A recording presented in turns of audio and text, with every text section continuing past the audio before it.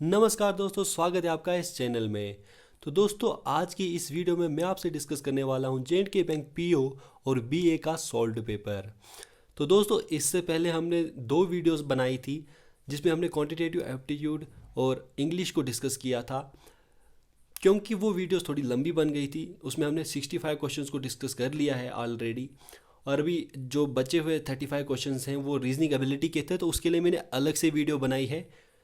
तो आज reasoning ability पर जो है हम इस वीडियो को बनाएंगे, ठीक है। तो मेरे साथ बने रहिए, इस वीडियो को आखिर तक ज़रूर देखना, क्योंकि इस वीडियो से आपकी जो रीजनिंग एबिलिटी के जो भी क्वेश्चंस जो हैं, जो भी डाउट्स हैं, वो भी क्लियर हो जाएंगे और आपको ये भी पता चल जाएगा कि किस प्रकार के जो हैं क्वेश्चंस जो हैं आपके एग्ज़ाम में आने वाले हैं। ये जो है मोस्ट एक्सपेक्टेड क्वेश्चंस जो है मैं आपको बताने वाला हूँ। तो ये सभी एस्पिरेंट्स जो हैं पीओ और बीए के लिए, उनके लिए बहुत ज़रूरी वीडियो है। तो इससे पहले कि मैं वीडियो को स्टार्ट करूं, आप सब लोग जो है, अगर आपने जॉब्स क्रिएटर जो ये चैनल है इसको अगर सब्सक्राइब नहीं किया है तो इसको सब्सक्राइब कर दीजिए और बेल आइकन भी दबा दीजिए और वीडियो को लाइक कीजिए और शेयर कीजिए, ठीक है। तो चलिए शुरू करते हैं हम इस वीडियो को। तो सबसे पहले हम स्टार्ट करते हैं। हमारे जो क्वेश्चंस हैं 66 टू 70 तक, ओके। तो इसमें क्या डायरेक्शंस दी हैं? Study the following information to answer the given questions. हमने इस इंफॉर्मेशन को पढ़ना है और हमने इन क्वेश्चंस का आंसर देना है जो इसको फॉलो करेंगे, ठीक है। तो चलिए हम स्टार्ट करते हैं। ABCDEFGH, ये 8 पर्सनस हैं। They are seated in straight line facing north. ये क्या कर रहे हैं? ये 8 पर्सन जो हैं ये एक ही लाइन में सीटेड हैं, ठीक है, और नॉर्थ को फेस कर रहे हैं, okay. C seats fourth to the left of G, okay. तो इसके लिए मैंने बना लिया है कि इसको किस तरीके से हमने रिप्रेजेंट करना है। तो उसके लिए मैंने एक आगे सॉल्यूशन पार्ट में मैंने बना लिया है। तो इससे पहले जो है आप क्या कीजिए कि 66 और 67 क्वेश्चन जो आपको दिख रहा है ये पहले पढ़ लीजिए, इस पर क्या डायरेक्शन है, और ये क्वेश्चंस को करने की कोशिश कीजिए। तो उसके बाद 68, 69, 70 के जो क्वेश्चंस होंगे वो भी आपको मैं स्क्रीन पे लाऊंगा और वो भी करने की कोशिश कीजिए।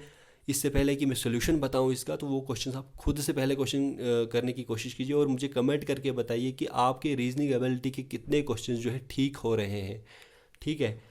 तो चलिए अब मैं आपको इसको सोल्यूशन बता देता हूँ कि किस तरीके से इसको करना है और किस तरीके से इसको मतलब रिप्रेजेंट करना है, वो आपको बता देता हूँ। तो ABCDEFGH, ये 8 पर्सनस हैं जो कि सीटेड है स्ट्रेट लाइन में, ठीक है। अब हमें ये नहीं पता कि कौन किसका क्या अरेंजमेंट, तो अब हम इसको कैसे अरेंज करना है वो हम देखते हैं। तो इसमें बताया गया है कि C sits fourth to the left of जी।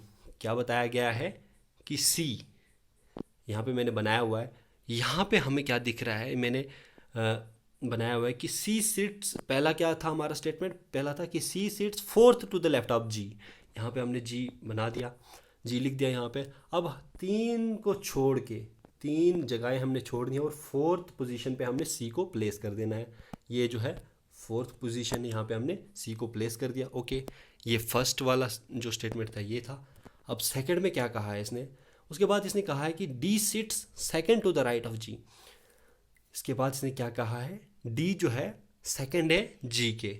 अब यहाँ पे जी है, जी के सेकंड में हमने एंड पे हमने डी को रिप्रेजेंट किया है।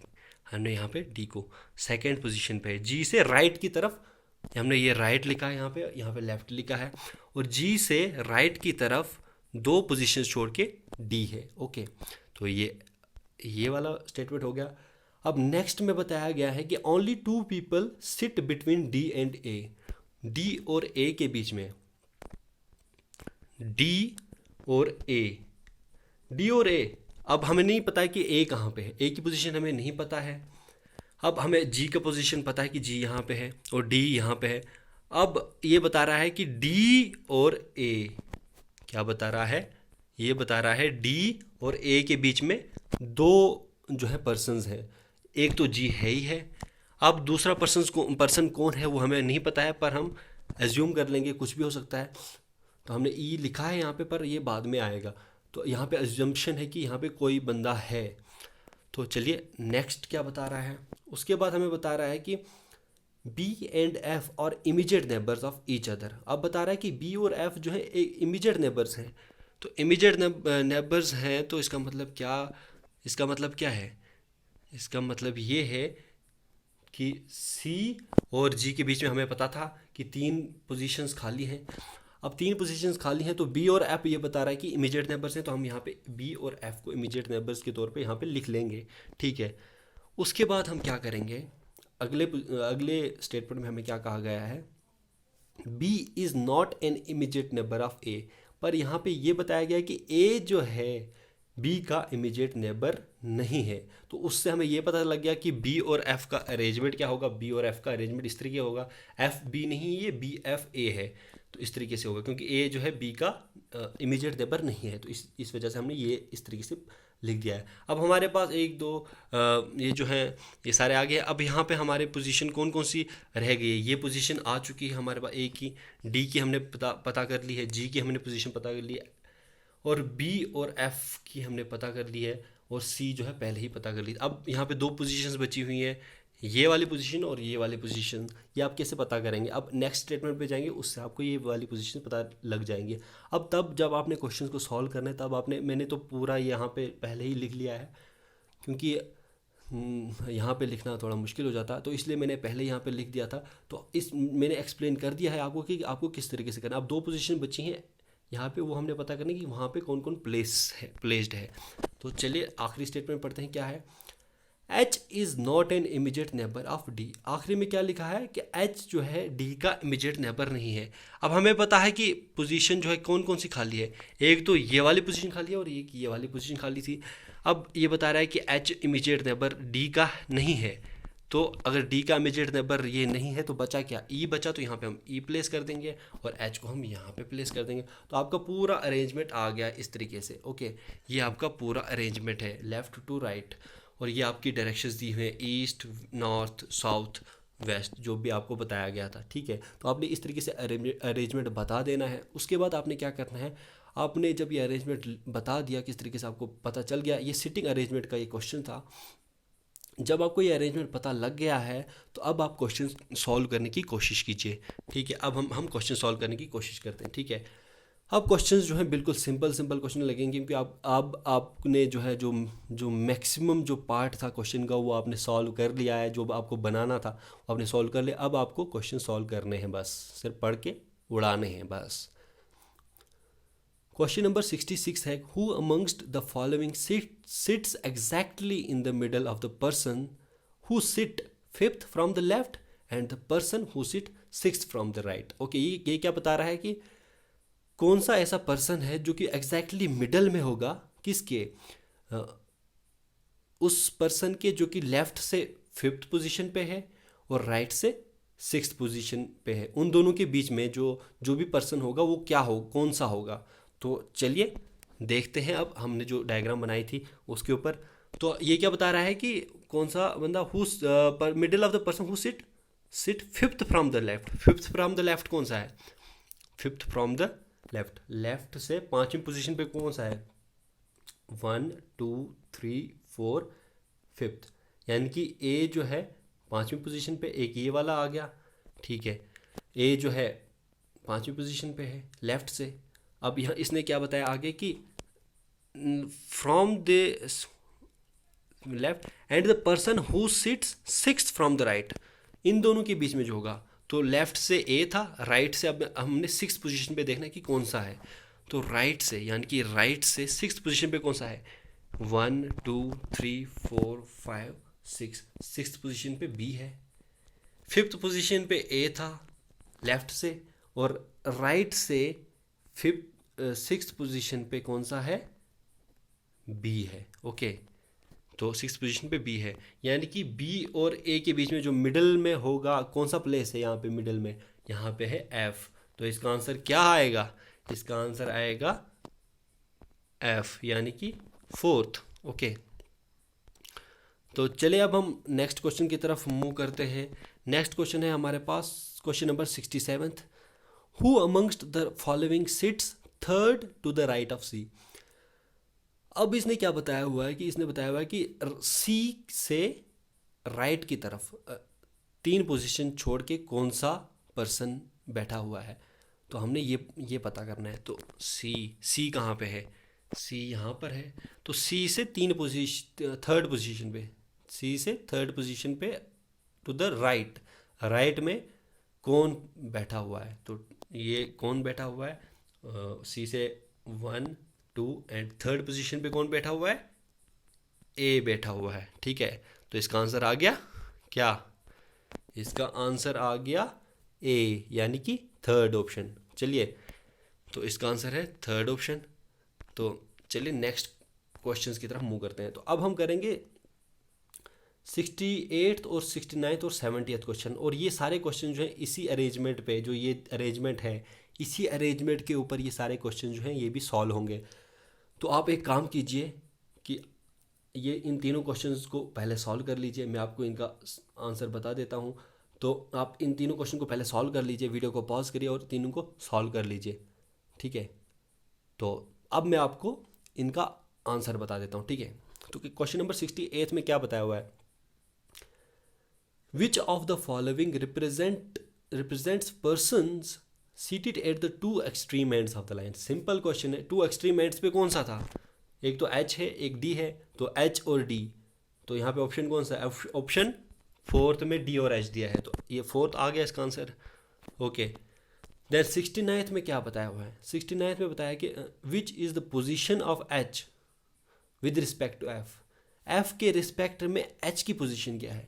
तो देखिए एच कहाँ पे है, एच यहाँ पे एक्सट्रीम लेफ्ट में है, तो एफ के हिसाब से एच की पोजीशन क्या है, तो एफ के हिसाब से एच जो है 1 और 2 और सॉरी एफ के हिसाब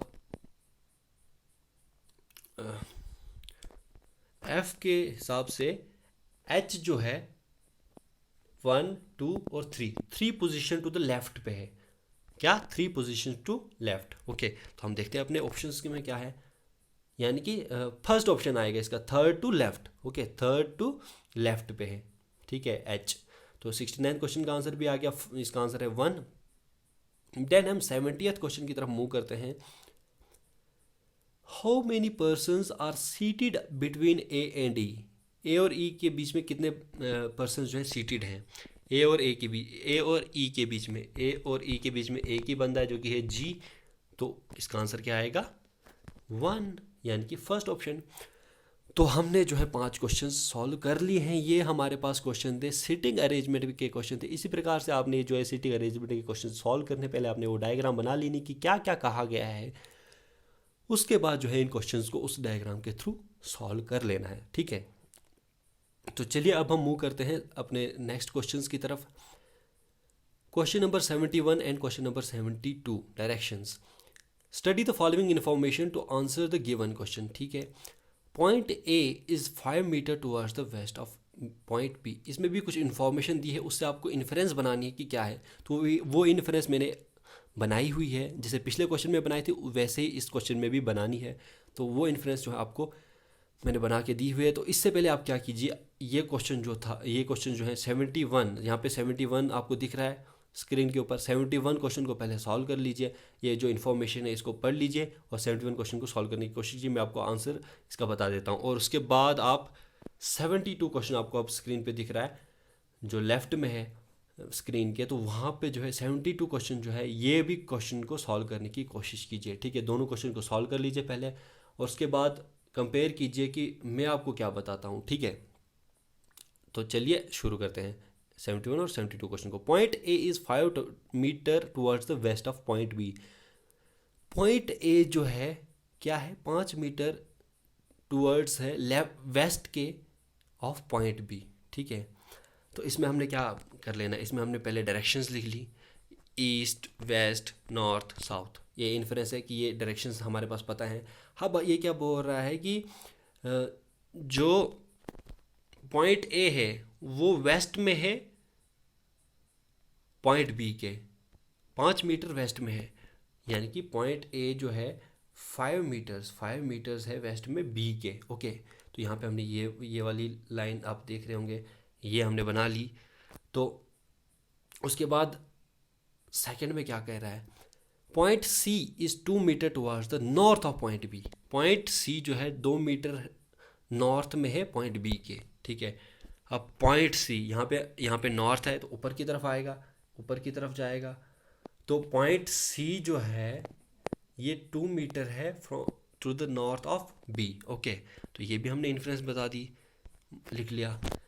अब आगे पॉइंट में बताया है कि point D is 3 meter towards the east of point C. Point D जो है 3 मीटर है towards the east of point C. Point D जो है 3 मीटर है, 3 मीटर है towards the east of east. यहाँ पे ईस्ट इस तरफ है तो ईस्ट इस तरफ आएगा इस तरीके से, east of point C. Okay, ये भी हमने कर दिया। अब आखिर में क्या लिखा है, आखिर में लिखा है point E is 2 metre towards the south of point D. Point E is 2 metre towards the south of point D, ये भी हमने कर लिया। तो अब आपने ये इन्फरेंस जो है, ये इसकी जो इन्फरेंस है ये बना ली है डायरेक्शंस के हिसाब से। तो आप इस इन्फरेंस को यहाँ से देख के आपने 71 और 72 क्वेश्चन को सॉल्व करना है, ठीक है। इस तरीके से आपने ये कर लेना है। तो बहुत इजी क्वेश्चंस हैं। 71 क्वेश्चन में क्या बताया हुआ है, if a person walks 2 metre towards the north, क्या if a person walks 2 metre towards the north from point A, takes a right turn and continues to walk, then which of the following points would he reach first. ये क्या बता रहा है कि अगर एक person है वो वॉक कर रहा है 2 metre towards the north from point A, 2 metre towards north, A यहाँ पे एक पर्सन है ए पे, ए के पॉइंट के ऊपर, यहाँ से 2 मीटर इसने वॉक किया तो यहाँ पे पहुँच जाएगा। तो यहाँ पे 2 मीटर और ये वाला 2 मीटर ये जो है ये सिमिलर होगा इस पोजीशन पे। अब ये बता रहा है कि जब ये यही पर्सन जो है अगर ये ईस्ट की तरफ कंटिन्यूसली मूव करेगा, ईस्ट की तरफ यानी कि ईस्ट की तरफ कंटिन्यूसली मूव करेगा तो कौन सी पोजीशन पे, कौन से पॉइंट पे सबसे पहले पहुंचेगा, बी पे पहुंचेगा, ई पे पहुंचेगा, डी पे पहुंचेगा पहले या सी पे पहुंचेगा। जब ये यहाँ पे पहुंच गया, अब जब ये इस तरफ मूव करेगा, जब ये यहाँ पे पहुंचा तो इस तरफ इस तरीके से मूव करेगा तो ये सबसे पहले किस पे पहुंचेगा, सी के ऊपर, सी के पास पहुंचेगा, सबसे पहले सी पॉइंट के पास पहुंचेगा। तो इसका आंसर क्या हो गया, फोर्थ ऑप्शन यानी कि सी। तो चलिए 72nd क्वेश्चन की तरफ मूव करते हैं। Which of the following points are in straight line. तो कौन से पॉइंट्स स्ट्रेट लाइन में आपको दिख रहे होंगे, ए, कौन से पॉइंट स्ट्रेट लाइन में है, ए, बी और ई, तीनों स्ट्रेट लाइन में है तो यही आंसर आएगा आपका, यानी कि फर्स्ट ऑप्शन, ठीक है। तो ये अगले दो क्वेश्चंस भी आपके सॉल्व हो चुके हैं। तो अब हम मूव करते हैं directions from question number 73 to 74। Study the following information to answer the given question. अब ये इन्फॉर्मेशन आपने पढ़ लेनी है और क्वेश्चंस को सॉल्व करना है, ठीक है। जो आपको स्क्रीन पे 73rd और 74th क्वेश्चन दिख रहा है और इन्फॉर्मेशन दिख रही है तो उसको पढ़ लीजिए और क्वेश्चन को सॉल्व करने की कोशिश कीजिए, ठीक है। तो वीडियो को पॉज कर लीजिए और क्वेश्चन को सॉल्व कर लीजिए, मैं आपको इसका सोल्यूशन बताता हूँ, ठीक है। इन अ सर्टेन कोड, एक कोड दिया गया है, कोडिंग डिकोडिंग का क्वेश्चन है, ठीक है। ये आपने पहचान लिया इसको, इन अ सर्टेन कोड में दिया है, क्या कोड दिया है, he is waiting there, he is waiting there is written as laparota, LAPAROTA, he is waiting there. ये चार जो शब्द हैं ये इस तरीके से रिटन लिखे गए हैं। अब ये नहीं कि इनका अरेंजमेंट सेम है, इनका अरेंजमेंट अलग अलग भी हो सकता है, ला पारोटा कुछ भी जो है एक सर्टेन कोड में लिखा गया है, ठीक है। उसके बाद there is the train is written as ZOROGIJILA, ठीक है, इस तरीके से लिखा गया है। फिर अगले में क्या बता रहा है कि waiting at the station is written as MATAFUJI, ठीक है। तो इस तरीके से इनको रिटर्न किया गया है। और and is this a station is written as FUBIROVI, ठीक है।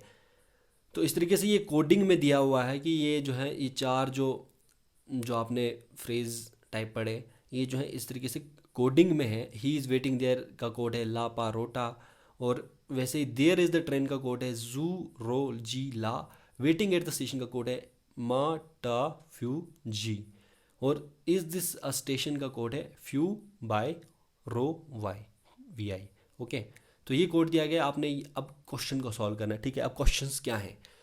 What is the code for he? अब देख लीजिए, ही, आपको ही का कोड ढूंढना है। He is waiting there, first में आपको बताया गया है, फर्स्ट जो था उसमें बताया था ही इज़ वेटिंग देयर, और यहाँ पे इनके कोड लिखे गए थे ला पा रो टा। पर सेकंड में बताया गया था देयर इज़ द ट्रेन। अब देयर इज़ द ट्रेन में कोई ही तो है नहीं, तो अब आपने यहाँ से कैंसिल आउट करना है कि जो यहाँ पे ऊपर वाले ऑप्शंस में है, जैसे कि जू रो जी ला, जैसे ला है, ला है, अगर इसमें लॉ है, एल ए है, एल है तो ये ऊपर वाले में एल ए जो है कैंसिल हो जाएगा, मतलब ही का कोड एल ए नहीं होगा। फिर waiting at the station, waiting at the station में भी ही तो है नहीं, तो अब इसमें जो जो यहाँ पे आएंगे कोड्स वो यहाँ से कैंसिल करने हैं हमने। तो वेटिंग एट द स्टेशन में कौन से कोड हैं? MATAFUGI, और टी ए जो है यहाँ पे भी है, तो यहाँ है, तो यहाँ टी ए है, तो यहाँ पे भी टी, यहाँ जो कि यहाँ से कैंसिल हो जाएगा, क्योंकि ये ही का कोड नहीं हो सकता, क्योंकि वेटिंग एट द स्टेशन में ही तो है नहीं। देन फिर यहाँ पे एक और था, यहाँ पे दियर, ये हमने कैंसिल कर दिया। There is the train, there is the train में क्या लिखा गया था? जू रा जी ला, ये ला को हमने कर दिया था, हाँ पहले कर दिया था, ये कर दिया। फिर लास्ट में लिखा गया था is this a station, is this a station, उसका क्या था? FUBI, तो यहाँ पे कौन सा कैंसिल हो रहा है? आर ओ कैंसिल हो रहा है, तो आर ओ भी कैंसिल हो गया, तो बच गया कौन सा? बच गया हमारे पास PA, तो इसका कोड क्या होगा? PA, यानी कि सेकेंड ऑप्शन। ठीक है, इस तरीके से आपने ये कोडिंग निकालनी है। ठीक है, what does LA stand for? LA किस लिए स्टैंड करता है? तो यहाँ पे he is waiting there, LA इसमें है, कोड में इसमें LA दिया हुआ है, ही इज़ वेटिंग देयर, इसमें LA दिया हुआ है, मतलब ही इज़ वेटिंग देयर, इसमें से कुछ भी हो सकता है LA का कोड। फिर सेकंड में देखते हैं, LA जो है इसमें, तो इसमें भी दिया हुआ है LA, there is the train. ठीक है, देयर इज़ द ट्रेन, इसमें भी LA है, इसमें भी LA है। अब थर्ड वाले में LA नहीं है, फोर्थ वाले में भी LA नहीं है। अब जो फर्स्ट और सेकंड था, वेटिंग देयर और देयर इज़ द ट्रेन, अब इसमें आपने क्या देखना है कि कौन सी चीज़ दोनों में कॉमन है। इसमें भी कॉमन है, सॉरी, अब वेटिंग देयर इसमें भी कॉमन है, and there is the train इसमें भी कॉमन है। कौन सी चीज़ कॉमन है? और दोनों में ला और LA और LA है, तो इसमें कॉमन है, इसमें भी देयर है, इसमें भी देयर है, तो इसकी वजह से देयर जो है LA का कोड हो जाएगा। सिंपल एज दैट, देयर इसका कोड है, यानी कि फिफ्थ ऑप्शन। तो इस तरीके से आपने इस क्वेश्चन को सॉल्व कर लेना। ये कोडिंग का क्वेश्चन था, सिंपलेस्ट क्वेश्चन था ये। अब हम मूव करते हैं अपने नेक्स्ट क्वेश्चन की तरफ, 75 to 79। ठीक है, तो इसमें डायरेक्शंस पढ़ लेते हैं। In these questions relationship between different elements is shown in the statements, the statements are followed by conclusions.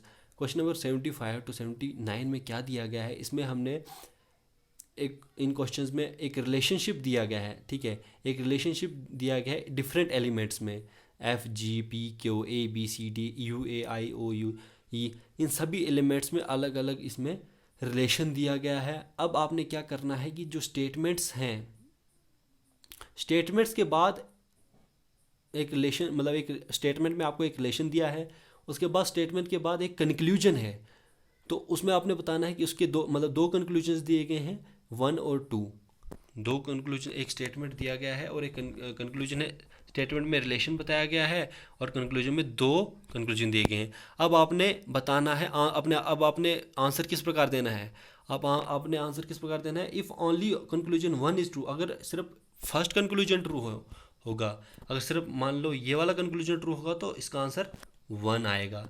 If only conclusion 2 is true, अगर ये वाला कंक्लूजन ठीक होगा तो सिर्फ फिर तब का आंसर आएगा, तब सेकंड वाला आंसर आएगा, 2 आएगा।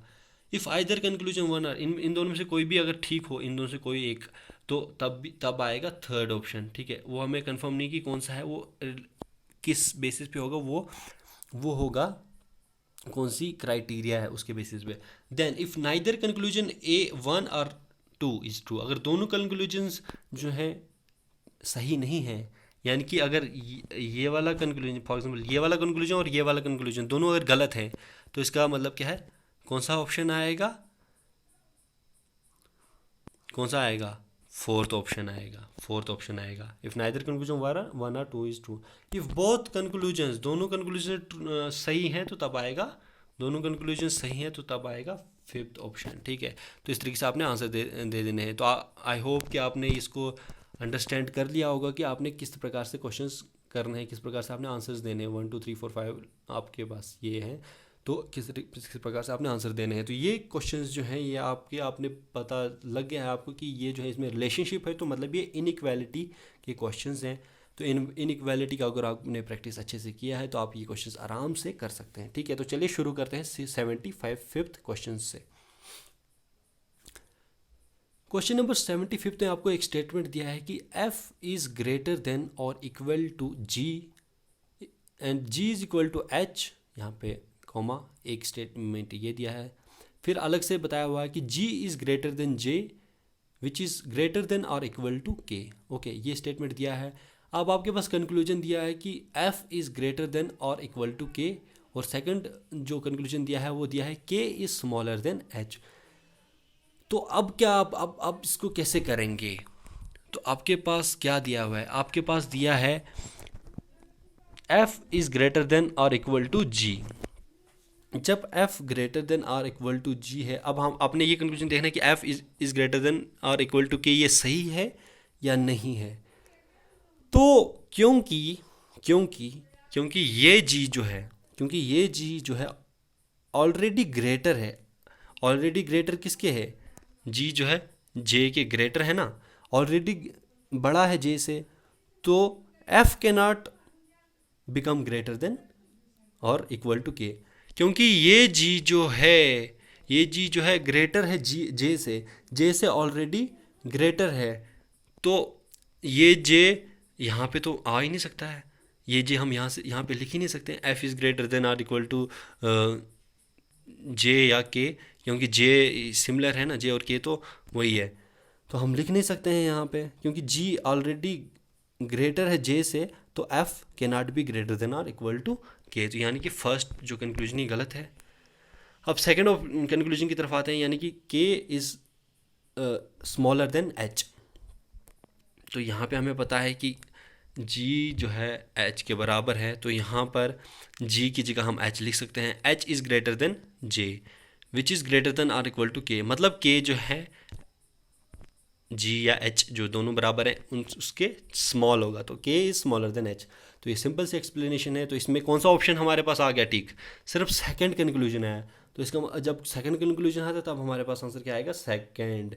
तो इसका मतलब है क्वेश्चन नंबर 75 का क्वेश्चन आंसर क्या आया, सेकंड। तो चलिए क्वेश्चन नंबर 76 की तरफ मूव करते हैं। P is smaller than Q which is equal to और इज ग्रेटर देन और equal to S which is greater than और इक्वल टू T। ये हमारे पास एक स्टेटमेंट दिया हुआ है, एक पूरा स्टेटमेंट दिया हुआ है। ठीक है, तो आपने क्या करना है, इसी प्रकार से जिस प्रकार से आपने ऊपर रिलेशन बनाया था वैसे आपने ये रिलेशन भी बनाना है। अब आपके पास कंक्लूजन क्या दिया है, कंक्लूजन में पहला दिया है कि T इज स्मॉलर और equal to Q। T small है या Q के इक्वल है, तो हम देख लेते हैं कि T स्मॉल है या स्मॉलर है या इक्वल है Q के, ये सही ऑप्शन है या नहीं। क्योंकि Q R के बराबर है, तो यहाँ पे Q R की जगह हम Q लिख सकते हैं, और ग्रेटर देन है और इक्वल टू S है, वही ग्रेटर देन और इक्वल टू T है। मतलब जब R ग्रेटर देन और इक्वल टू T है तो इसका मतलब है कि T भी स्मॉलर देन और इक्वल टू होगा Q के। तो ये मतलब कि पहला ऑप्शन जो है सही है, तो फर्स्ट ऑप्शन हमारे पास सही आ गया। अब सेकंड ऑप्शन जो है इसमें बताया गया है कि और is greater than P। Second जो कंक्लूजन है उसमें क्या बताया गया है, R is greater than P question number 76 में। तो वैसे ही आपको पता है जब Q जो है P से ग्रेटर है तो R क्योंकि के बराबर है तो R भी ग्रेटर देन P होगा, तो दूसरा ऑप्शन भी हमारे पास सही आ गया। तो फर्स्ट और सेकंड ऑप्शन दोनों सही हैं। तो जब दोनों कंक्लूजन सही हों, बोथ कंक्लूजन्स आर ट्रू, तो कौन सा ऑप्शन आता है? फिफ्थ ऑप्शन आता है, मतलब इसका आंसर जो है फिफ्थ रहेगा हमारे पास। तो चलिए नेक्स्ट क्वेश्चन की तरफ मूव करते हैं। Question number 77। A is smaller than और equal to B which is smaller than C. Okay, ये एक है, इसमें बाद कॉमा है तो उसके बाद कोई रिलेशन नहीं है इसमें। उसके बाद ए इज़ ग्रेटर देन और इक्वल टू डी, ये अलग से है। And then C is smaller than और इक्वल टू एफ। ओके, ये क्वेश्चन नंबर 77 का स्टेटमेंट है, ठीक है। तो अब हमारे पास कंक्लूजन क्या है? D is smaller than C. पहला जो हमारे पास कंक्लूजन है वो है D is smaller than C. D is smaller than C, ठीक है। तो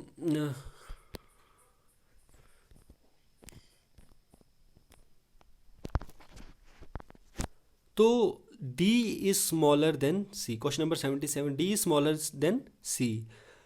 तो इसमें क्या ऑप्शन, ये कंक्लूजन, ये जो है फर्स्ट कंक्लूजन ठीक है या नहीं है, ठीक है। तो ये हमने पता करना है, क्योंकि हमें पता है, क्योंकि हमें क्या पता है, क्योंकि हमें ऊपर वाले यहाँ से ये पता लग रहा है कि, क्या पता लग रहा है? पता लग रहा है कि सी जो है, ये वाला सी जो है, जैसे हमें पता है कि सी जो है ग्रेटर देन बी है और बी जो है ग्रेटर देन और इक्वल टू है ए के, ठीक है। तो इसका मतलब क्या है? और यहाँ पे बताया हुआ है कि ए जो है ग्रेटर देन और इक्वल टू डी है। अगर ए ग्रेटर देन डी है तो मतलब सी भी ग्रेटर देन डी होगा क्या? अगर ए ग्रेटर देन डी है तो सी, क्योंकि ए से बड़ा है तो सी भी ग्रेटर देन डी होगा। ओके, सी भी ग्रेटर देन डी होगा।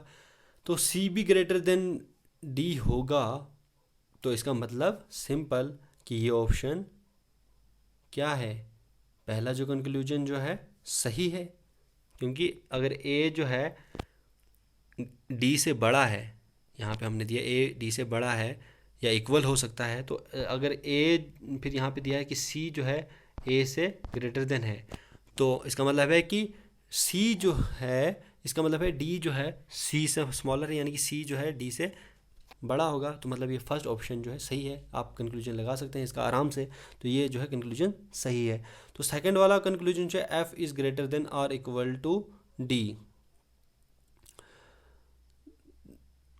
क्योंकि क्योंकि क्योंकि सी जो है ए से बड़ा है और C can also be greater than D, क्योंकि ए से बड़ा है तो डी से भी बड़ा होगा। उसके बाद क्या पता था हमें कि क्योंकि A C can also be equal to F, क्योंकि सी जो है एफ के बराबर भी हो सकता है ना, क्योंकि सी इज़ ग्रेटर देन और इक्वल टू स्मॉलर देन और इक्वल टू एफ, तो सी एफ के बराबर भी हो सकता है।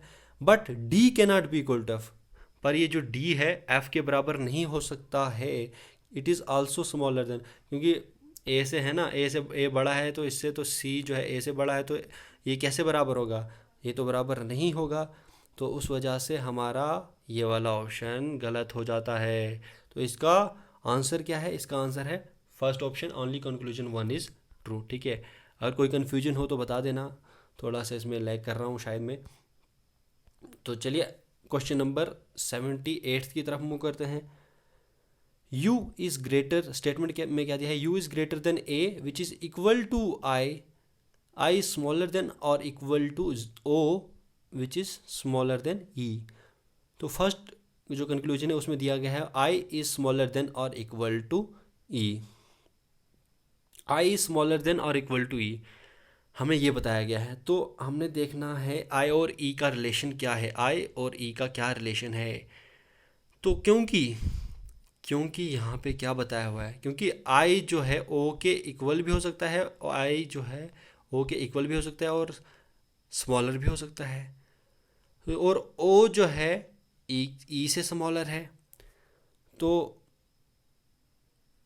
क्योंकि e से स्मॉलर है तो ये e से स्मॉलर है तो इक्वल नहीं हो सकता है ना, सिर्फ स्मॉल हो सकता है, क्योंकि o जो है, o क्या है, यहाँ पे आप देख रहे हो ना, o जो है ई से स्मॉलर है। यहाँ पे कोई अगर इक्वल टू का ऑप्शन यहाँ पे दिया होता तब ये जो फर्स्ट कंक्लूजन सही होता, पर यहाँ पे इक्वल टू का ऑप्शन दिया नहीं है, तो हम ई को आई के साथ कैसे कम इक्वल कर सकते हैं? ई को आई के साथ हम इक्वल नहीं कर सकते हैं, इसलिए फर्स्ट कंक्लूजन गलत है।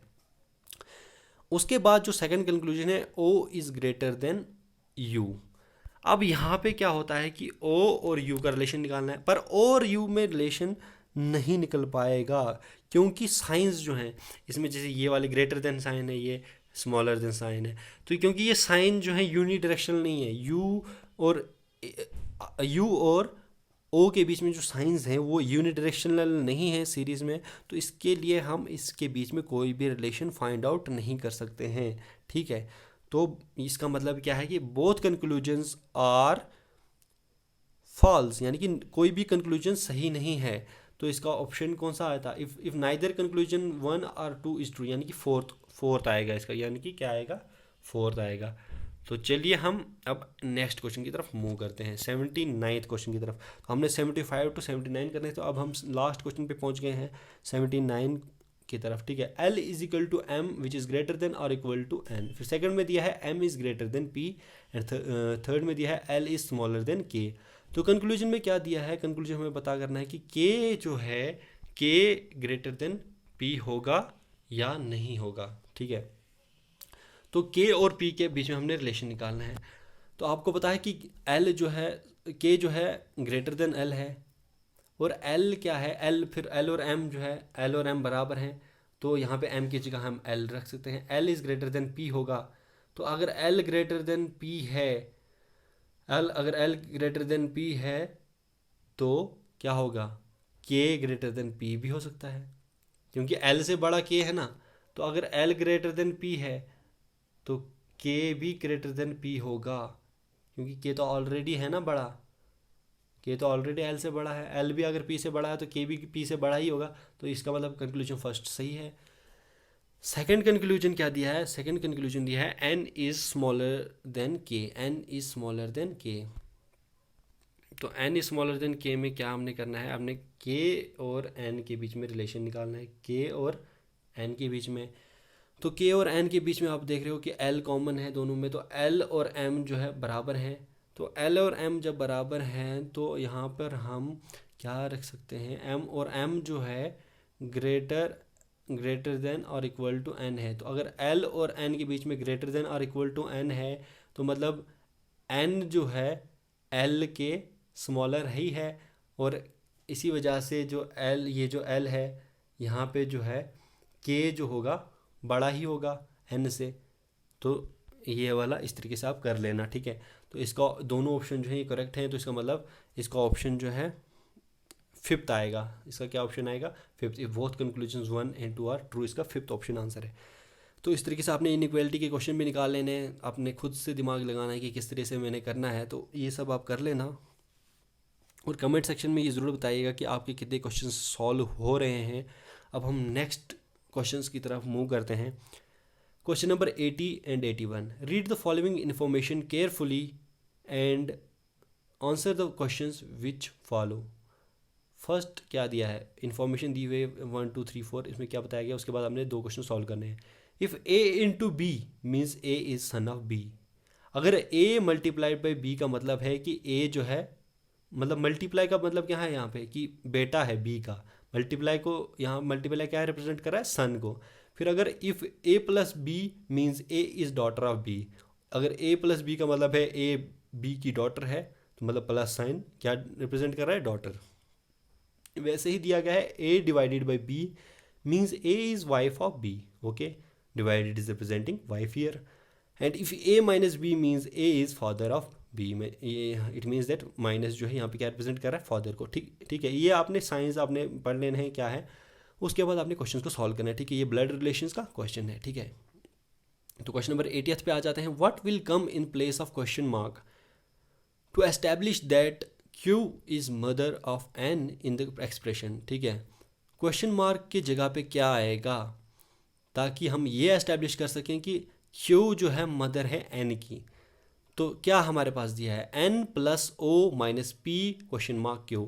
तो प्लस का क्या मतलब होता है, प्लस का मतलब होता है डॉटर, माइनस का मतलब होता है फादर, और क्वेश्चन मार्क हम यहाँ पे कोई साइन नहीं है, पर हमें ये इस प्रकार से इस क्वेश्चन मार्क में ऐसा पोजीशन डालनी है, मल्टीप्लाई प्लस डिवाइड और माइनस में कुछ भी डालना है ऐसा जिसकी वजह से जो है ये Q और N का जो रिलेशन है, Q जो है मदर बन जाए N की। ठीक है, तो इसके लिए मैंने आपको सॉल्व कर दिया है, ये सॉल्यूशन में बताया हुआ है मैंने, आगे मैं आपको बता दूंगा वो। तो उससे पहले आप क्या करिए, इन दोनों क्वेश्चन को सॉल्व करने की कोशिश कीजिए खुद से ही। तो वीडियो को पॉज कीजिए और क्वेश्चंस को सॉल्व कीजिए पहले, और देखिए कि आपके ठीक हो रहे हैं या नहीं। मैं आपको इनका सोल्यूशन बता देता हूँ, ठीक है। तो क्वेश्चन नंबर 80 में क्या दिया था कि n plus O minus P question mark Q. तो जब ये दिया था तो इसका मतलब था कि n प्लस का मतलब क्या था, डॉटर, और माइनस का मतलब क्या था, फादर, ठीक है। इस प्रकार से था, ये मतलब डॉटर, ये मतलब फादर, ये मतलब सन, ठीक है। तो अब हम क्या करेंगे, अब हमारे पास हमको पता है कि क्योंकि जो हमें पता है कि P जो है, P क्या है, ये वाला P जो है, it is the son of Q। क्योंकि साइंस के आधार पे हमें पता चल गया कि P जो है बेटा है किसका, बेटा है ये Q का, ठीक है, ये है। तो क्या होगा, Q will be mother of P। अगर हम इस प्रकार से हम रखेंगे कि फॉर एग्जांपल ये वाला जो है, ये वाला साइन जो हमारे पास क्वेश्चन मार्क में दिया था, इसको हम भूल जाते हैं। चलिए इसको थोड़ा दूसरे तरीके से मैं बताता हूँ, ये तो हमें क्वेश्चन में किया है, मैं आपको दूसरे तरीके से बताता हूँ कि ओ जो है, फॉर एग्जांपल ओ जो है P का फादर है, ठीक है, ओ जो है P का फादर है, और N जो है बेटी है किसकी, O की, यानी कि डॉटर है, N जो है डॉटर है किसकी, O की। अब हमने रिलेशन किस किस के बीच में निकालना है, रिलेशन हमने निकालना है Q और N के बीच में, यानी कि इसके बीच में, Q और N के बीच में। आपको पता है कि O जो है फादर है, P का फादर है, ठीक है, O is father of P, and N जो है, N की बेटी जो है ये है, N जो है बेटी है O की, ठीक है। अब O is father of P, ठीक है। अब यहाँ पे आप ऐसा क्या रखोगे कि जो ये है Q है, Q जो है इन दोनों के रिलेशन जो है, क्योंकि अगर हमें बताना है ना, हमें बताना है कि Q और N का रिलेशन, हमने Q मदर होनी चाहिए। तो अगर O और N जो है फादर और डॉटर का रिलेशन है, मतलब O और Q के बीच में क्या रिलेशन होना चाहिए, ये इनका हस्बैंड वाइफ का रिलेशन होना चाहिए, O और Q का हस्बैंड वाइफ का रिलेशन होना चाहिए। क्योंकि O जो है P का फादर है, O मतलब P जो है बेटा है इसका, किसका, O का, फादर है ना O। तो इसका मतलब ये है, अगर ये बेटा है तो ये दोनों अगर हस्बैंड वाइफ है, P O और Q, तो इसका मतलब ये है कि O और Q अगर हस्बैंड वाइफ हैं तभी तो ये N मदर, Q जो है मदर होगा, N का मदर होगी N की। उसी हिसाब से जो है, अगर ये दोनों जो हैं हस्बैंड वाइफ हैं और O जो है, O का बेटा जो है P है, तो Q का बेटा भी P होगा। मतलब ये जो है यहाँ पे हमारे पास मदर तब आएगी जब हम यहाँ पे सन रखेंगे। सन किस साइन से रिप्रेजेंट हुआ था, सन जो है मल्टीप्लाई की साइन से रिप्रेजेंट हुआ था। तो हमने कौन सी साइन रिप्रेजेंट करनी है यहाँ पे, मल्टीप्लाई, A इंटू बी। तो यहाँ पे सेकंड ऑप्शन आंसर आ जाएगा, सेकंड ऑप्शन, ये वाला ऑप्शन यानी मल्टीप्लाई। ओके, थोड़ा सा कन्फ्यूजन था, मैंने आपको ये जो है एक्सप्लेन करके यहाँ पे लिखा हुआ, क्योंकि हमने पहले सन को नहीं लेना है पहले, क्योंकि सन जो है यहाँ पे क्वेश्चन मार्क रखना है। पहले O से हमने डॉटर लिख लिया कि O जो है, O की डॉटर N है, और O का बेटा जो है P है। तो मतलब Q अगर मदर होनी चाहिए N की, तो O और Q के बीच में हस्बैंड वाइफ का रिलेशन होना चाहिए। और अगर हस्बैंड वाइफ का रिलेशन होना चाहिए तो इसका मतलब ये है कि अगर P जो है Q का बेटा है, P जो है अगर O का बेटा है तो Q का भी बेटा होगा, मतलब सन होगा। तो इस प्रकार से हमारा आंसर आ गया। सन को किससे रिप्रेजेंट करते हैं, मल्टीप्लाई से। तो दूसरा ऑप्शन आ गया आंसर। तो चलिए क्वेश्चन नंबर 81 की तरफ मूव करते हैं। What of the following relations are true based upon the relations given the equation. तो आपने जो ये 5 रिलेशन दिए हैं और यहाँ पे जो इक्वेशन दी है उसके हिसाब से कौन से इनमें से 5 रिलेशन में से ये कौन सा रिलेशन जो है सही है, ठीक है। तो इसमें क्या दिया है, S divided by T multiplied by V minus W plus Y। तो आपको पता है कि डिवाइड किसको रिप्रेजेंट करता है, वाइफ को, मल्टीप्लाई रिप्रेजेंट करता है सन को, माइनस रिप्रेजेंट करता है किसको, फादर को, और प्लस रिप्रेजेंट करता है किसको, डॉटर को। आपने ये रिलेशन बना देना है। उसके बाद आपने बताना है कि ये जो ऑप्शंस हैं दिए हुए, 5 ऑप्शंस जो दिए हुए हैं 4 5, इनमें से कौन सा सही बैठता है, ठीक है। तो सबसे पहले हम बना लेते हैं कि इनका रिलेशन क्या है, ठीक है। तो इनका रिलेशन हमने बना लिया है यहाँ पर। तो हमारे पास क्या दिया हुआ था कि एस दिया था कि S is the S divided by T. S divided by T, divide का मतलब है वाइफ, वैसे मल्टीप्लाई का मतलब आ जाएगा सन, और वहाँ पे हम रख लेंगे माइनस का मतलब है फादर और प्लस का मतलब है डॉटर। तो वैसे हमने यहाँ पे लिख लिया है S is wife of T. S क्या है, एस जो है टी की वाइफ है, ठीक है, टी की वाइफ है, और टी जो है बेटा है किसका, वी का। टी क्या है, बेटा है वी का, और वी जो है फादर है डब्ल्यू का, और डब्ल्यू जो है डॉटर है वाई की, ठीक है। तो क्वेश्चन नंबर 81 का अब आपको आंसर देना है। तो हम देख लेते हैं कि हमने जो जो ये स्टेटमेंट्स हैं, ये 5 स्टेटमेंट, इसमें हमने देखना कि कौन सा सही है। तो पहला स्टेटमेंट क्या है, पहला दिया है T is brother of Y. T is brother of Y, तो देख लेते हैं T is brother of Y, T और Y, T is brother of Y. अब देख लेते हैं क्या है सिस्टम, क्योंकि टी और एस ये दोनों क्या हैं, हस्बैंड वाइफ हैं, ठीक है। और टी जो है किसका बेटा है, T is son of V, यानी कि वी जो है फादर है किसका, टी का। और हमने टी और वाई में हमने रिलेशन देखना है, अगर टी जो है बेटा है वी का, और वी जो है फादर है डब्ल्यू का, वी क्या है डब्ल्यू का फादर है, और डब्ल्यू जो है डॉटर है वाई की। तो टी और वाई में क्या रिलेशन होगा, टी और वाई में क्या रिलेशन होगा, इसमें आपने इसमें क्या बताया हुआ है, क्वेश्चन में बताया हुआ है कि T is brother of Y, T और वाई को ब्रदर बताया हुआ है, पर ऐसा नहीं है, क्योंकि टी का बेटा वी है, और वी का फादर मतलब डब्ल्यू क्या होगा, डब्ल्यू इसका टी का सन जो है वी है, टी का अगर सन वी है, T is sorry T is a son of V, V जो है वी फादर है, और वी का फादर डब्ल्यू है, यानी डब्ल्यू और टी में ग्रैंड फादर और जो उसका रिलेशन हो गया, ग्रैंड फादर का रिलेशन हो गया, यानी कि डब्ल्यू ग्रैंड फादर है टी का, और डब्ल्यू और वाई जो है डब्ल्यू जो है डॉटर है वाई की, तो इसका रिलेशन भाइयों का नहीं होता है, टी और वाई का भाइयों का रिलेशन नहीं होता है, ये तो सिंपल सी बात है। तो पहला ऑप्शन आपका गलत हो जाएगा।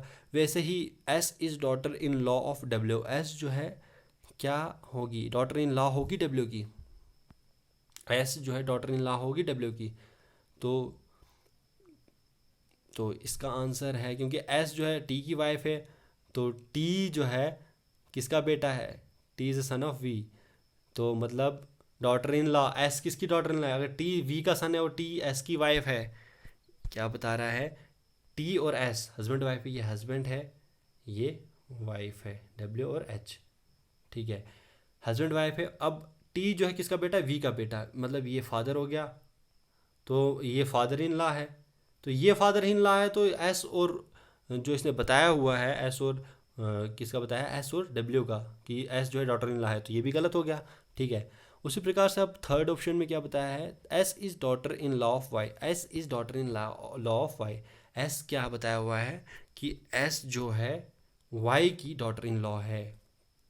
तो कैसे, अगर एस जो है टी की वाइफ है, हस्बैंड वाइफ है, अब टी जो है सन है इसका वी का, और वी की वी जो है डब्ल्यू का फादर है, मतलब ये जो है डब्ल्यू इसका सन है, और वही जो है नहीं ये तो बेटी है, तो इसकी ये भी डॉटर होगी, तो यहाँ से वाई जो है वाई की डॉटर डब्ल्यू है, तो उसका मतलब है कि वी और वाई का रिलेशन क्या है, वी और वाई का रिलेशन भी हस्बैंड वाइफ का ही है। तो अगर वी और वाई का रिलेशन हस्बैंड वाइफ का है, हमने पहले क्या निकाला था, एस और वी, एस और वी क्या है, एस जो है वाइफ है और वी जो है फादर इन लॉ है। अगर ये फादर इन लॉ है तो ये क्या होगी, ये होगी मदर इन लॉ, मतलब ये इसकी डॉटर इन लॉ भी होगी, मतलब थर्ड ऑप्शन सही है, इसका मतलब थर्ड ऑप्शन सही। आई होप कि आपको समझ आ गया होगा, एक ही ऑप्शन सही हो सकता है, तो थर्ड ऑप्शन सही है, तो यही आंसर होगा, तो लास्ट ऑप्शन भी गलत होगा। इसी प्रकार से आपने ये क्वेश्चन सॉल्व करने हैं। अब आप नेक्स्ट क्वेश्चन की तरफ मूव कीजिए। Question number 82 to 86, in each of the following question given below there are 3 statements followed by 3 conclusions 1 2 3। अब आप क्वेश्चंस जो हैं 82 और 86 में जो क्वेश्चंस हैं, यहाँ पे क्या दिया है कि हर एक क्वेश्चन में जो है 3 स्टेटमेंट दिए गए हैं हर एक क्वेश्चन के बाद। तो उसके बाद जो है हर एक क्वेश्चन में 3 स्टेटमेंट दिए, उसके बाद उसके 3 कंक्लूजन भी दिए गए हैं। आपको क्या बताना है, you have to take the given statement to be true even if they are seem to be variance from commonly known facts. Read all the conclusions and decide which of the given conclusions logically follows from the given statements disregarding commonly known facts. अब आपको क्या करना है कि जो भी statement दिया है उसको आपने यूनिवर्सल ट्रूथ मान लेना है कि ये है ही है, चाहे वो बेसिकली अगर आपको एथिकली वो रॉन्ग भी लगे फिर भी आपको उसको आपने मान लेना है कि यूनिवर्सल ट्रूथ है। तो ये उसके बेसिस पे आपने इन क्वेश्चंस को बताना है कि इनके कंक्लूजन्स कौन से सही होंगे। तो पहला जो 82nd क्वेश्चन है उसका स्टेटमेंट्स जो है दिए हुए हैं, उसमें बताया गया है कि ये साइलोगिज्म के क्वेश्चन है, ठीक है। तो इसमें बताया गया कि some carrots are brinjals, and then बताया गया some brinjals are apples, and then all apples are bananas. तो साइलोगिज्म के क्वेश्चन में हम क्या करते हैं, हम इसमें वेन डायग्राम बनाते हैं। तो पहला क्या दिया है हमारे पास, पहला दिया है सम कैरेट्स आर ब्रिंजल्स।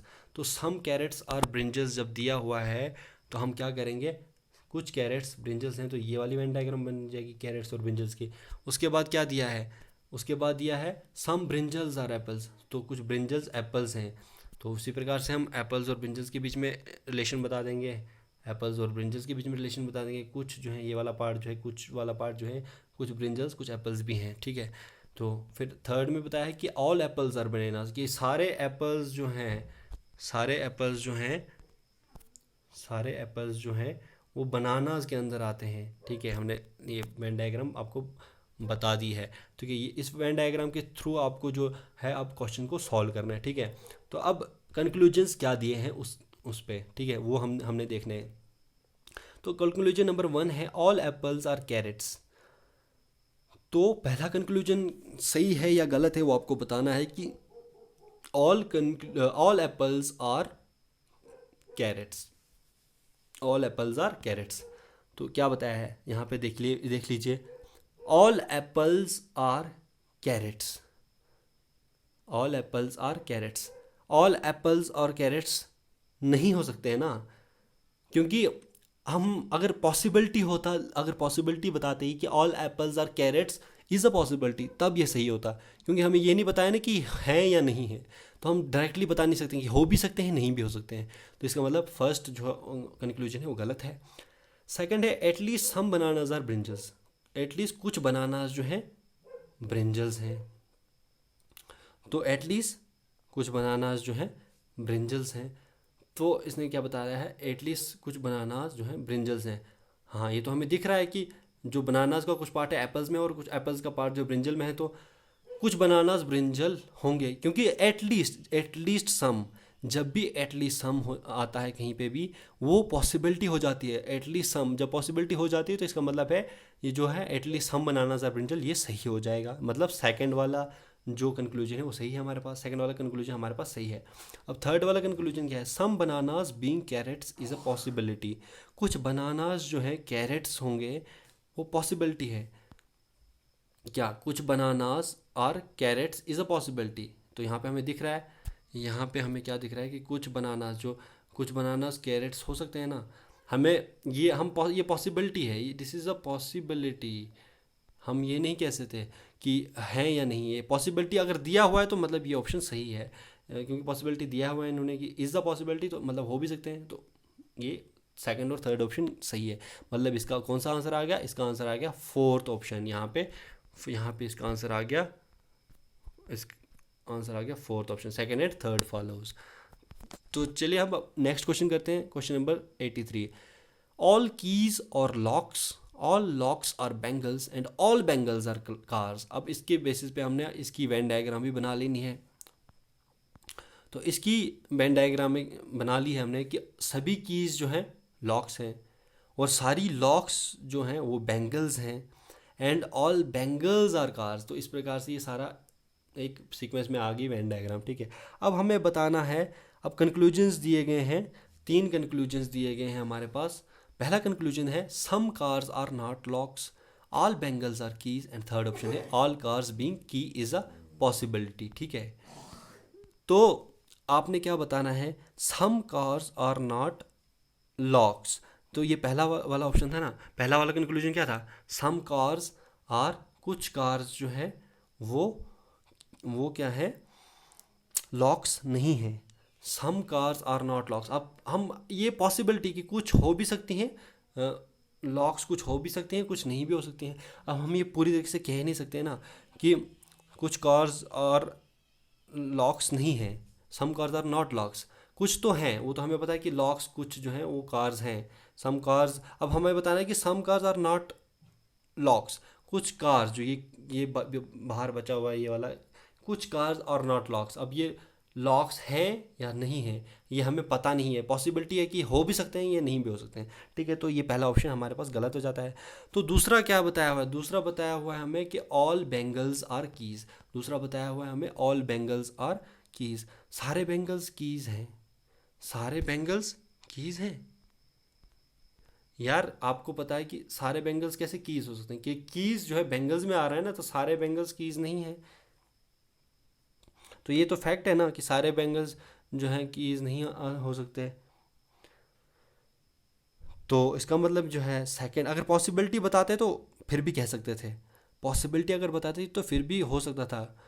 मगर यहाँ पे पॉसिबिलिटी नहीं बताई है ना कि पॉसिबिलिटी हो सकती है, यहाँ पे सीधे बताया है कि स्टेटमेंट फैक्ट बताया है कि तो ये तो है नहीं, तो इसका मतलब जो सेकंड ऑप्शन भी गलत है।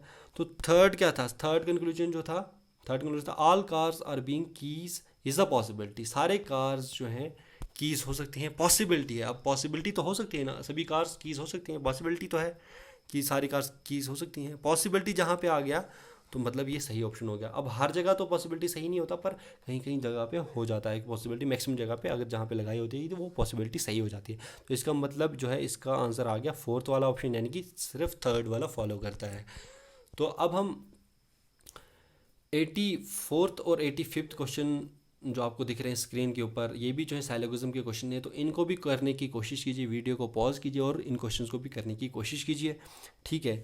तो 84th क्वेश्चन के ऊपर मूव करते हैं। 84th क्वेश्चन है all fruits are leaves, some leaves are trees and no tree is a house, ठीक है। ये स्टेटमेंट्स दिए हैं, इसके बेसिस पे कंक्लूजन क्या है, at least some houses are fruits, some trees being fruits is a possibility, and third one is no house is fruit, ठीक है। तो ये वाले तीन कंक्लूजन्स दिए हुए हैं और आपके ऑप्शन दिए 1 2 3 4 5, ये only 1 follows, only 2 follows, only 3 follows, either 1 और 3 एंड 2 फॉलोज और नन ऑफ दीज, इसमें से कौन सा ऑप्शन सही है। तो इस स्टेटमेंट के आधार पे हम इसकी वेन डायग्राम बना लेते हैं कि क्या है। वेन डायग्राम इसकी है ऑल फ्रूट्स आर लीव्स, सभी फ्रूट्स जो हैं लीव्स हैं, और इसके बाद बताया है कि सम लीव्स आर ट्रीज, कुछ लीव्स हमने ट्रीज में रखे हैं, ठीक है। उसके बाद बताया है कि no trees, no tree is a house, no tree is a house, ये भी बता दिया है हमने कि यहाँ पे। तो इसके बेसिस पे, इस वेन डायग्राम के बेसिस पे हमने जो है आंसर निकाल लेना है, ठीक है। तो आंसर हम कैसे निकालेंगे, तो पहले कंक्लूजन्स देख लेते हैं कि कंक्लूजन्स क्या हैं। हमने अब देखने की तीनों कंक्लूजन्स में कौन सा सही है, तीनों सही या कोई भी नहीं सही है, कौन सा सही है, ठीक है।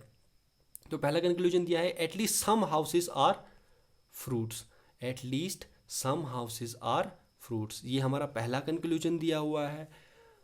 तो some houses are fruits, at least some houses are fruits, at least जहाँ पे मैंने बताया था कि जहाँ पे भी एटलीस्ट सम आ गया तो वो पॉसिबिलिटी बन जाती है, खुद ब खुद पॉसिबिलिटी बन जाती है।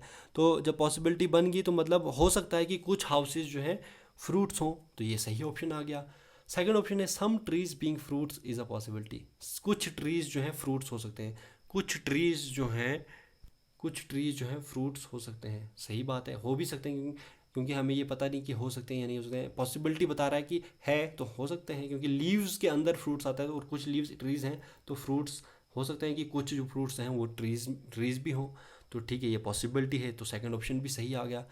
थर्ड ऑप्शन है नो हाउस इज़ फ्रूट, कोई भी हाउस जो है फ्रूट नहीं है, no house is a fruit. तो अब हमारे पास हम ये तो नहीं कह सकते no house is a fruit, कोई भी हाउस जो है फ्रूट नहीं है, क्योंकि ट्रीज और हाउस के बीच में जो है कोई रिलेशन नहीं था। तो ये वाला ऑप्शन जो है इसका जो है ये no house is are fruits, ये गलत है। तो इसका मतलब है फर्स्ट और कौन सा, सेकंड फॉलो कर रहा है, फर्स्ट और सेकंड फॉलो कर रहा है, तो इसका मतलब है सेकंड इसका ऑप्शन आंसर सही आ गया। ठीक है, उसी प्रकार से आप नेक्स्ट क्वेश्चन की तरफ मूव करते हैं, क्वेश्चन नंबर 85 की तरफ। 85 में क्या दिया है, 85 में बताया गया है कि all tables are mirrors and some mirrors are chairs and all chairs are glasses. ये बताया गया है स्टेटमेंट में। फिर उसके बाद कंक्लूजन में हमें दिया गया है कि फर्स्ट कंक्लूजन है only glasses are mirrors, second है some chairs are tables, third है all mirrors being tables is a possibility. उसके बाद हमें ये ऑप्शन दिए गए कि कौन सा इसमें सही है। ठीक है, तो इसके पहले हम वेन डायग्राम बना लेते हैं। आप कर लीजिए, इस क्वेश्चन को आपने कर लिया होगा। तो 85 क्वेश्चन की वेन डायग्राम ये है कि ऑल टेबल्स आर मिरर्स, ये सभी टेबल्स मिरर्स के अंदर आ गए।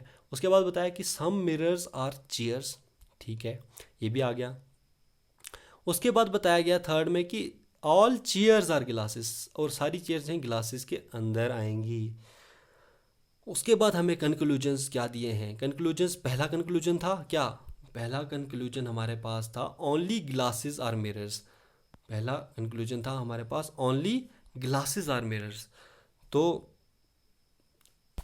ओनली ग्लासेस आर मिरर्स, सिर्फ ग्लासेस जो हैं वो मिरर्स हैं। तो ओनली ग्लासेस आर मिरर्स, ये तो गलत ऑप्शन है ना। हम कैसे कह सकते हैं कि सिर्फ ग्लासेस जो है मिरर्स हो सकते हैं, चेयर्स भी मिरर्स हो सकती हैं ना, ठीक है, टेबल्स भी मिरर्स हो सकते हैं, कुछ टेबल्स तो मिरर्स में आ रहे हैं ना। तो और सिर्फ ग्लासेस ही मिरर्स हैं वो हम नहीं कह सकते, तो ये पहला ऑप्शन गलत है। ठीक है, तो सेकंड ऑप्शन, सेकंड जो जो मतलब कंक्लूजन है वो क्या दिया गया था, दिया गया था कि सम चेयर्स आर टेबल्स, और थर्ड दिया था all mirrors being tables is a possibility. तो सेकंड क्या दिया था, सम चेयर्स आर टेबल्स, कुछ चेयर्स जो हैं टेबल्स हैं, कुछ चेयर्स जो हैं टेबल्स हैं। कुछ चेयर्स टेबल्स तो दिख रही हैं हमको, पर हम ये वाला पार्ट ये तो हम डिस्कस नहीं कर सकते ना। अब ये वाली चेयर्स, ये वाला पार्ट भी चेयर है, तो सम, इसके बारे में हम डिस्कस नहीं कर सकते ना। सम चेयर्स आर टेबल्स, अगर पॉसिबिलिटी लिखा होता तो तब हम बोल सकते थे कि जो है ये कुछ जो है टेबल्स हैं, पर यहाँ पे पॉसिबिलिटी तो है नहीं।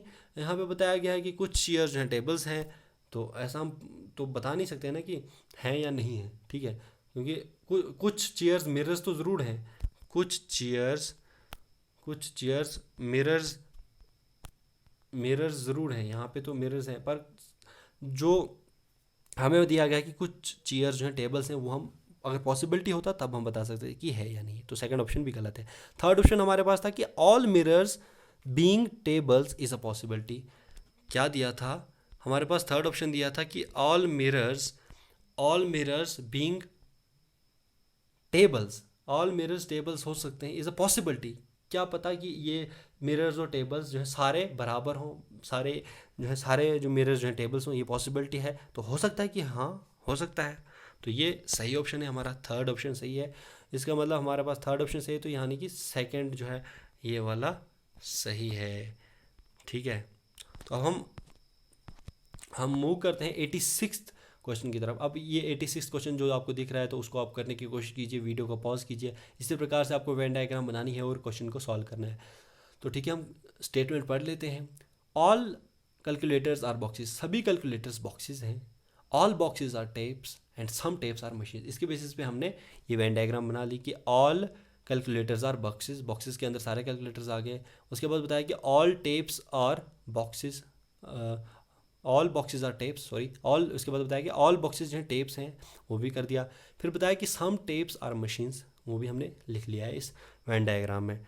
ठीक है, तो अब हमें कंक्लूजन्स क्या दिए हुए हैं, कंक्लूजन्स बताया हुआ, पहला कंक्लूजन है मेनी मशीन्स आर बॉक्सेस, बहुत सारी मशीन्स जो हैं बॉक्सेस हैं, बहुत सारी मशीन्स जो हैं, मेनी मशीन्स आर बॉक्सेस, बहुत सारी मशीन्स बॉक्सेस हैं। अब मशीन्स बॉक्सेस हो भी सकती हैं और नहीं भी हो सकती हैं, तो इट इज़ पॉसिबिलिटी अगर होता तब ये सही होता, तो मतलब यहाँ पे कोई पॉसिबिलिटी नहीं है, तो ये गलत हो गया। ठीक है, तो सेकंड में दिया है हमारे पास सम टेप्स आर कैलकुलेटर्स, कुछ टेप्स जो हैं कैलकुलेटर्स हैं। क्या, कुछ टेप्स जो हैं कैलकुलेटर्स हैं, कुछ, हाँ, क्योंकि कैलकुलेटर्स क्या है, कैलकुलेटर्स जो हैं टेप्स के अंदर हैं, तो कुछ कैलकुलेटर्स जो हैं टेप्स तो हैं ही हैं। तो ये तो फैक्ट हो गया ना, तो अगर जहाँ पे फैक्ट है तो वो तो सही होगा। चाहे पॉसिबिलिटी होगी या नहीं होगी। तो इसका मतलब जो है सम टाइप्स आर कैलकुलेटर्स, ये सही ऑप्शन, यानी कि सेकंड ऑप्शन, सेकंड जो कंक्लूजन है हमारा सही हो गया। फिर उसके बाद थर्ड जो है हमारे पास दिया है, third conclusion, all boxes being calculators is a possibility. सारे बॉक्सेस जो हैं कैलकुलेटर्स हो सकते हैं, वो एक पॉसिबिलिटी है। सारे बॉक्सेस कैलकुलेटर्स हो सकते हैं, एक पॉसिबिलिटी है। सारे बॉक्सेस कैलकुलेटर्स हो सकते हैं, पॉसिबिलिटी तो है ना, कुछ भी हो सकता है कि बॉक्सेस सारे कैलकुलेटर्स हों, तो पॉसिबिलिटी में हम कर सकते हैं। तो ये थर्ड ऑप्शन भी गलत है, सही है, सॉरी सही है। सेकंड और थर्ड ऑप्शन दोनों सही हैं, तो पहला ऑप्शन इसमें गलत था। तो सेकंड और थर्ड ऑप्शन सही है, तो इसका मतलब इसका आंसर आ गया थर्ड वाला, 3। ठीक है, चलिए नेक्स्ट क्वेश्चंस की तरफ हम मूव करते हैं, 87 to 92 की तरफ।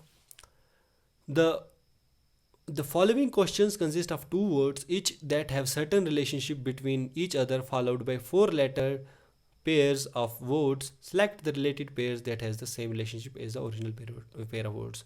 तो आपने क्या करना है कि आपके पास दो वर्ड्स का रिलेशन दिया हुआ है, उसके बाद आपने वो उसी प्रकार का रिलेशन जो है आपने ऑप्शंस में चुनना है कि किन ऑप्शंस में जो है वो सेम रिलेशन है, उस प्रकार का रिलेशन दिया गया, यानी कि ये क्वेश्चन जो है एनालॉगी के हैं। तो ये एनालॉगी सिंपल होती है, तो आपने बता देना है। पहले 87 और 88 क्वेश्चन में आप देख लीजिए कि आंसर क्या आ सकता है आपके हिसाब से, आप लिख लीजिए कॉपी पर। तो उसके बाद उसी प्रकार से 89 और 90 और 91 और 92 इन सब का आंसर भी आप बता दीजिए। ठीक है, वीडियो को पॉज कीजिए और 89, 90, 91 और 92 का क्वेश्चंस का भी आंसर बता दीजिए, अपनी कॉपी पे लिख लीजिए। अब मैं आपको इसका सलूशन बता देता हूँ। ठीक है, 87 और 88 का, पहले 87 क्वेश्चन पे आ जाते हैं। फोडर इज़, इसका रिलेशन दिया है कैटल के साथ। फोडर क्या होता है? फोडर होता है food, food for cattle. Fodder और कैटल जो है, अगर फोडर क्या होता है, कैटल के लिए फूड होता है, तो इसका मतलब है कौन सा ऑप्शन सही होगा हमारे पास? फिफ्थ ऑप्शन, क्योंकि फिफ्थ ऑप्शन में क्या दिया है? ग्रास। ग्रास जो है फूड होता है हॉर्स के लिए, इनके रिलेशन सेम हो गए, यानी कि फिफ्थ ऑप्शन इसका 87 का फिफ्थ ऑप्शन सही है। 88 का क्या है? हॉर्स का रिलेशन हूप के साथ है। हॉर्स और हूफ, हॉर्स की जो लेग के बीच में जो फुट होता है उसको हम हूप कहते हैं। ठीक है, तो हॉर्स जो है, हॉर्स का फुट जो है उसको हूप कहते हैं, तो ये उनका रिलेशन है। तो वैसे ही इसका कौन सा ऑप्शन सही होगा? इसका ऑप्शन होगा फर्स्ट, यानी कि man is to foot, same relation हो गया इनका। तो 88 का फर्स्ट ऑप्शन आंसर है। सिंपल क्वेश्चन है, इनको ज़्यादा कुछ दिमाग लगाने की कोई ज़रूरत ही नहीं है, ये बिल्कुल सिंपलेस्ट क्वेश्चन है एनालॉगी के। तो 89 क्वेश्चन है, सेलर का रिलेशन दिया है कंपास के साथ। तो आपको पता है कि सेलर जो है कंपास को किस लिए यूज़ करता है? डायरेक्शन को जज करने के लिए। Seller use compass for judging the direction. तो उसी प्रकार से आपने 5 ऑप्शन में देखना है कि कौन सा ऑप्शन जो है सही बैठता है इसके साथ रिलेशन में। तो इसमें क्या इसका आंसर है? सेकंड वाला, यानी कि डॉक्टर इज टू स्टेथोस्कोप। क्योंकि डॉक्टर भी क्या करता है? डॉक्टर स्टेथोस्कोप का इस्तेमाल कब करता है? जब उसको ब्रीदिंग और हार्ट बीट्स को जज करना होता है, वो भी।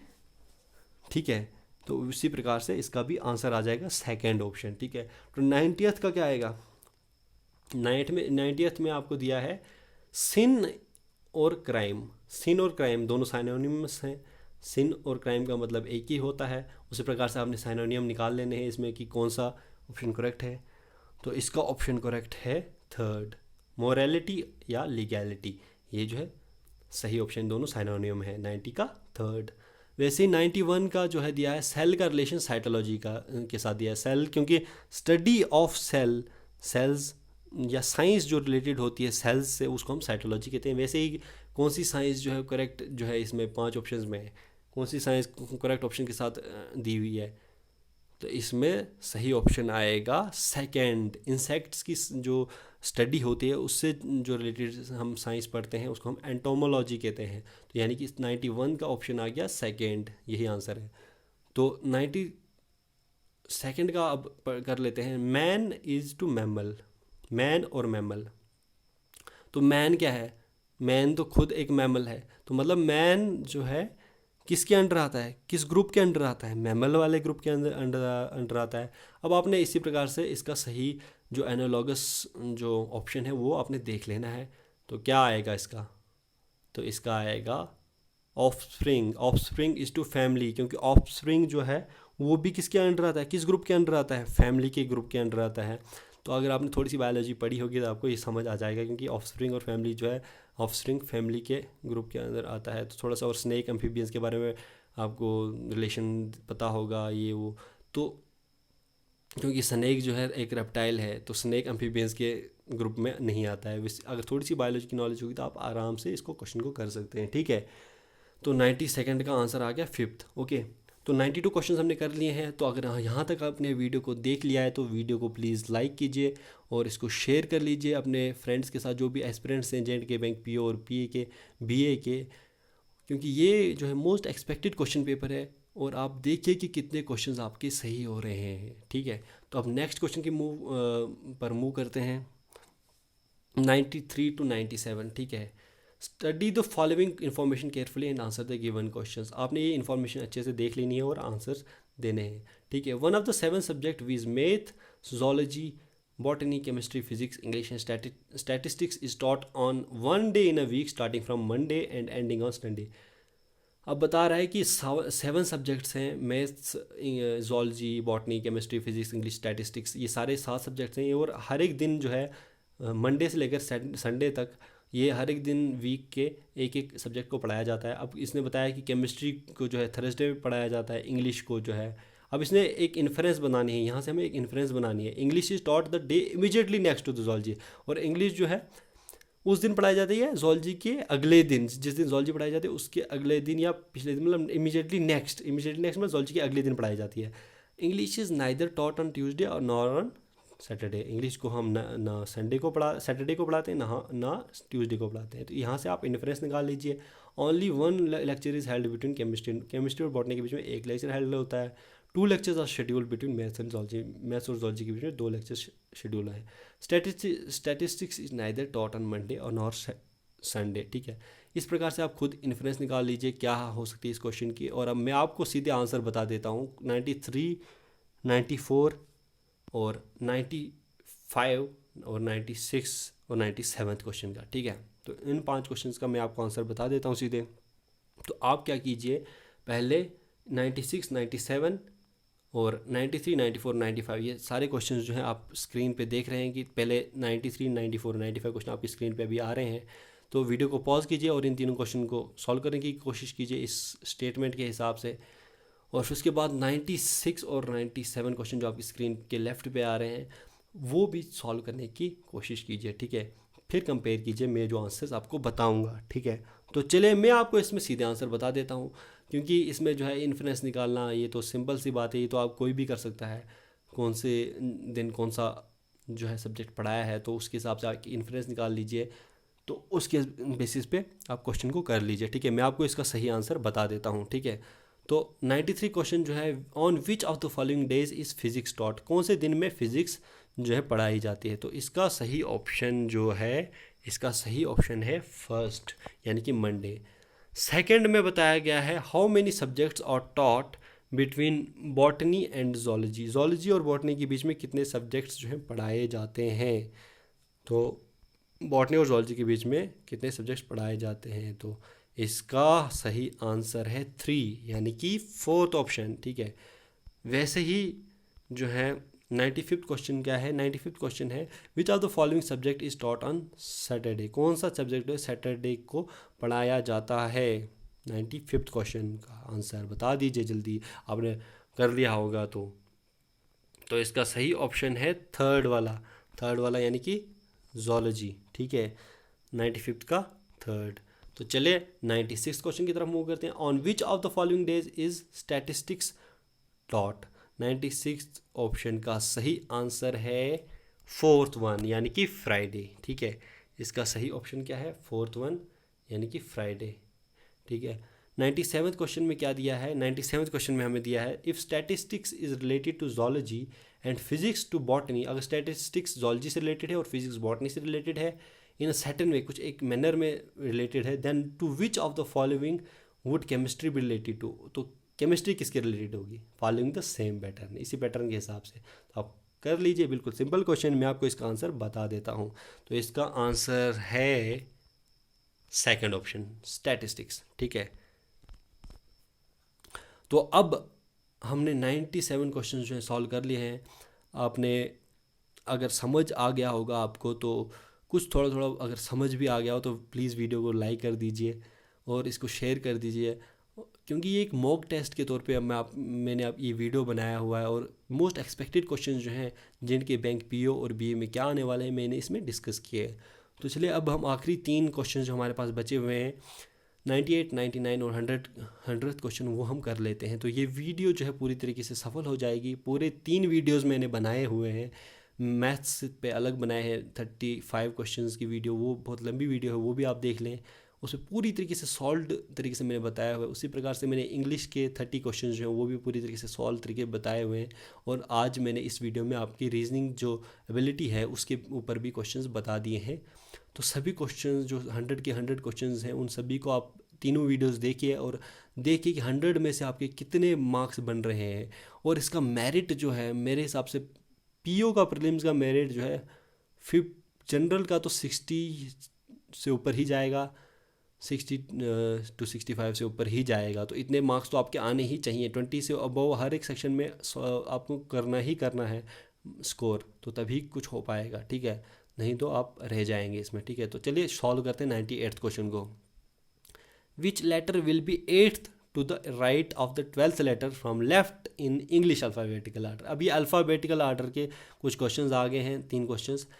तो आपने बताना है कि कौन सा लेटर जो होगा 8th पोजीशन पे होगा to the right of 12th letter, right 8th position पे होगा to the right of 12th letter from left in English, left से इंग्लिश ऑर्डर के लेफ्ट से जो है कौन सा होगा, यानी कि 12 और 8 जो है दोनों राइट में, तो 20 हो जाएगा।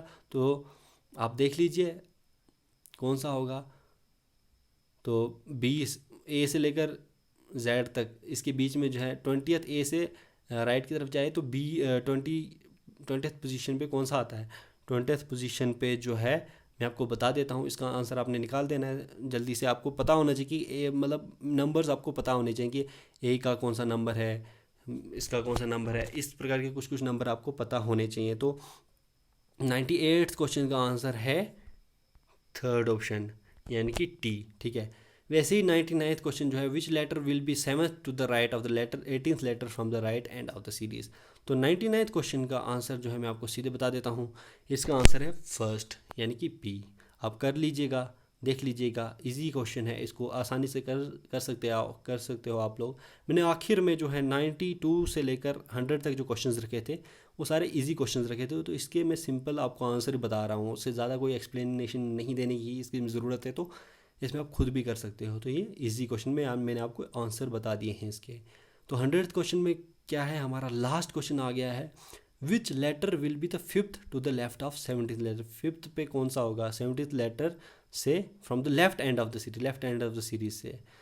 तो इसका आंसर आप कर लीजिएगा, देख लीजिएगा, थोड़ा सा दिमाग लगा लीजिएगा, थोड़ा बहुत उतना मुश्किल भी नहीं है ये वाला क्वेश्चन। तो 100th वाला क्वेश्चन का आंसर है 4th ऑप्शन यानी कि एल, इसका 4th ऑप्शन है आंसर। तो चलिए दोस्तों आज की वीडियो जो है यहीं तक हम इसको कर लेते हैं, रैप अप कर लेते हैं, क्योंकि 100 क्वेश्चन हमने कर लिए हैं पूरी तरीके से। और रीजनिंग एबिलिटी के जो आज क्वेश्चन हमने किए वो भी हमने कर लिए हैं। तो दोस्तों ये थी हमारी आज की वीडियो। तो अगर आपको ये वीडियो कुछ अगर 10% भी अगर आपको लगे कि ये अच्छी है तो इसको लाइक कर दीजिए और चैनल को जो है सब्सक्राइब कर दीजिए, क्योंकि इस प्रकार के जो वीडियोस हैं आपको लगातार मिलेंगे जो कि आपको हेल्प करेंगे कॉम्पिटिटिव एग्ज़ाम्स में लगातार अच्छा करने के लिए। तो आप इस चैनल को प्लीज़ सब्सक्राइब कर लीजिए और वीडियो को शेयर कर दीजिए to the maximum to the all aspirants of JK bank PO और बीए में जो भी एस्पिरेंट्स हैं उनको शेयर कर दीजिए और इस वीडियो को लाइक कीजिए और चैनल को सब्सक्राइब कीजिए। तो फिलहाल इस वीडियो में इतना ही, तो मुझे इजाज़त दीजिए, बाय बाय।